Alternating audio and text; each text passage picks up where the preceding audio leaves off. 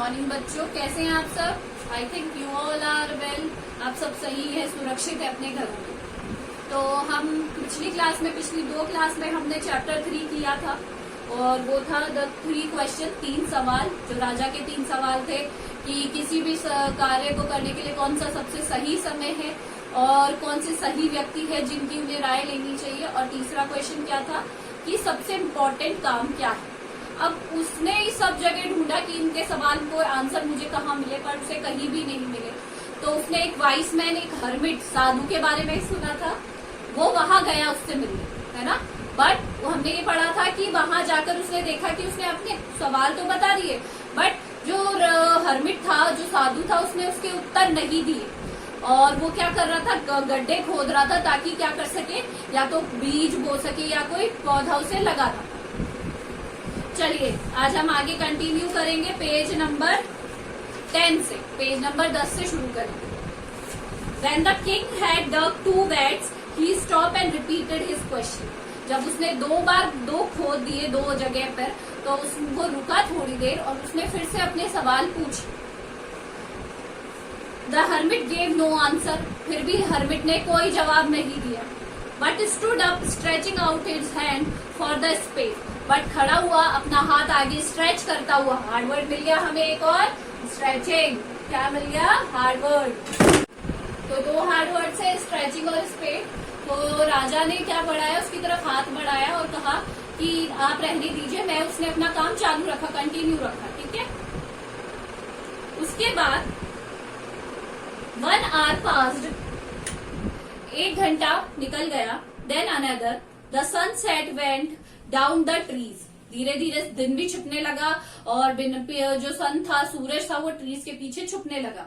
And at last king stuck the spade into the ground. और last में king ने stuck करते हुए, स्टक मतलब अटकाते हुए, स्टक करना मतलब अटकाते हुए फावड़े को कहा कि I came to you wise man for an answer to my question. मैं तुम्हारे पास इसलिए आया था वाइस मैन, बुद्धिमान व्यक्ति, ताकि मैं क्या कर सकूं, मुझे अपने सवालों का जवाब मिल सके। If you can give me no answer tell me so I will return home. तो उसने गुस्से में कहा कि मैं तुम्हारे पास इसलिए आया था ताकि मुझे मेरे सवालों का जवाब मिल सके, बट अगर आप मुझे मेरे सवालों का जवाब नहीं दे सकते हो तो मुझे बता दो, मैं क्या चला जाऊंगा, अपने घर चला जाऊंगा, मैं अपने घर चला जाऊंगा। Here comes someone running, said the hermit. और हर्मिट ने कहा, देखो कोई भागता हुआ आ रहा है। The king turned round and saw a bearded man running towards him. और जैसे ही उसने पीछे पलट के देखा राजा ने कि एक जो बियर्डेड मतलब जिसकी दाढ़ी थी बहुत ज्यादा, बियर्डेड मैन भागता हुआ आ रहा था, bearded. His hands were pressed against his stomach. उसने स्टमक क्या होता है, पेट, अपने हाथों को अपने पेट पे ऐसे लगा रखा था। From his which blood was flowing. और जिसके अंदर से क्या आ रहा था, ब्लड निकल रहा था, खून बह रहा था उसके पेट के अंदर से। When he reached the king, he fainted. Fainted मतलब होता है बेहोश हो जाना। और जैसे ही वो राजा के पास पहुंचा, वो क्या हो गया, बेहोश हो गया। And fell to the ground. और ग्राउंड पर गिर गया। The king and the hermit removed the man's clothing and found a large wound in his stomach. और राजा और जो हर्मिट थे उन्होंने जल्दी से उसके कपड़े उतारे और उन्होंने देखा कि उसके पेट पर क्या है, बहुत ही बड़ा वूंड है। वूंड मतलब होता है घाव, वूंड मतलब होता है घाव। The king washed and covered it with his handkerchief. राजा ने उसका जो घाव था उसे धोया और अपना जो हैंकरचिफ क्या होता है, रुमाल से उसे क्या कर दिया, कवर कर दिया। But the blood would not stop flowing. But जो खून था वो रुक ही नहीं रहा था। The king redressed the wound until at the bleeding stop. और किंग ने दोबारा उसको रीड्रेस किया, उसको दोबारा किसी कपड़े से कवर किया ताकि खून रुक जाए, जब तक कि जो खून है वो रुक नहीं गया। The man felt better and asked for something to drink. तो जब उसका खून रुका तो जो व्यक्ति था वो बहुत ही ज्यादा रिलैक्स फील करने लगा और उसने कुछ पीने के लिए मांगा। The king bought fresh water and gave it to him. जो राजा थे वो लेकर आए और उसने सबसे पहले क्या दिया, फ्रेश वाटर, ताजा पानी लेकर आए और उन्हें दे दिया पीने के लिए। By this time the sun had set and the air was cool. अब इस समय तक जो रात हो चुकी थी और ठंडी ठंडी हवा चल रही थी. The king with the hermit's help carried the wounded man into the hut and laid him on the bed. और जो राजा थे वो साधु की मदद से उस जो जिस व्यक्ति को बहुत ही ज्यादा चोट लगी थी, घाव था, उसे क्या लेकर गए अंदर और उसे एक बेड पर लेटा दिया. The man closed his eyes and lay quiet. जो व्यक्ति था उसने अपनी आंखें बंद कर ली और चुपचाप लेट गया.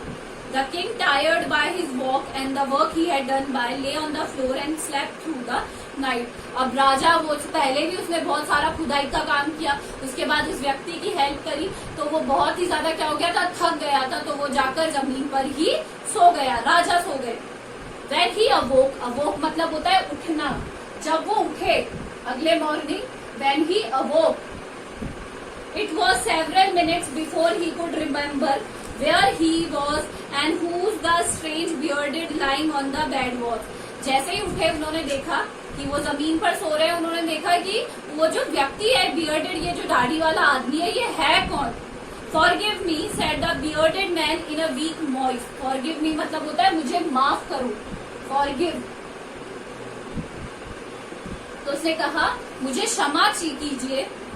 जब राजा उठे तो उन्होंने कहा कि मुझे क्षमा कीजिए. जो घायल व्यक्ति था उसने कहा I do not know, you have nothing to forgive you, said the king. तो राजा ने कहा मैं क्यों तुम्हें क्षमा करूं, तुमने ऐसा क्या किया है कि मैं तुम्हें क्षमा करूं.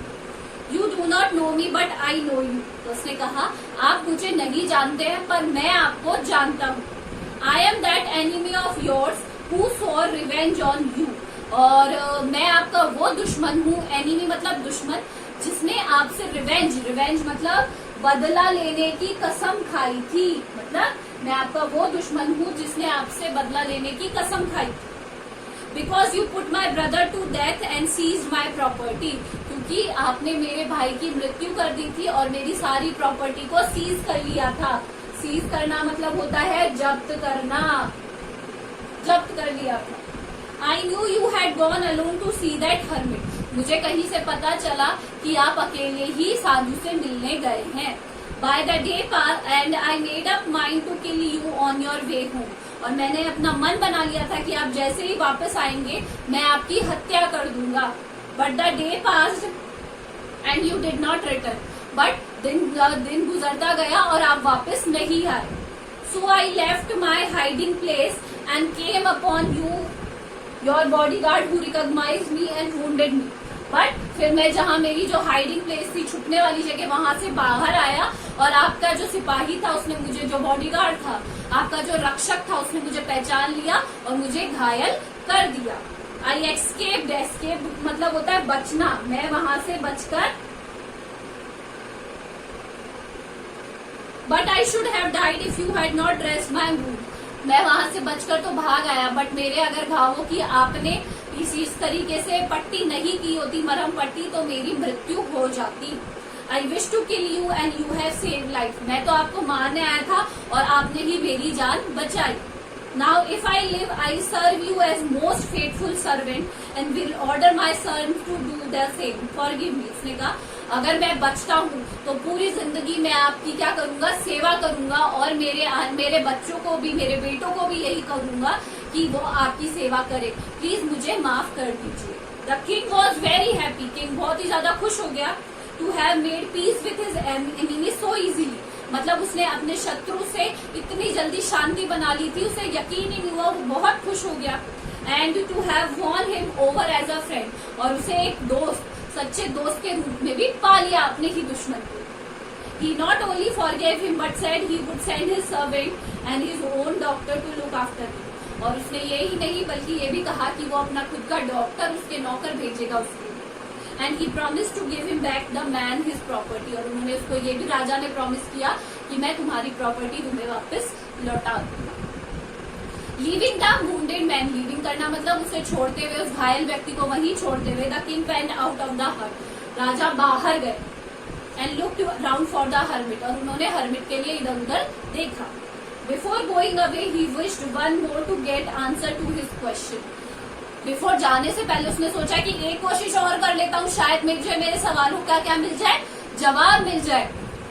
The hermit was on his knees sowing beets seeds in the beds. और हर्मिट अपने घुटनों पे बैठा हुआ था और क्या कर रहा था, वो जो कल उन्होंने गड्ढे खोदे थे उसमें बीज डाल रहा था।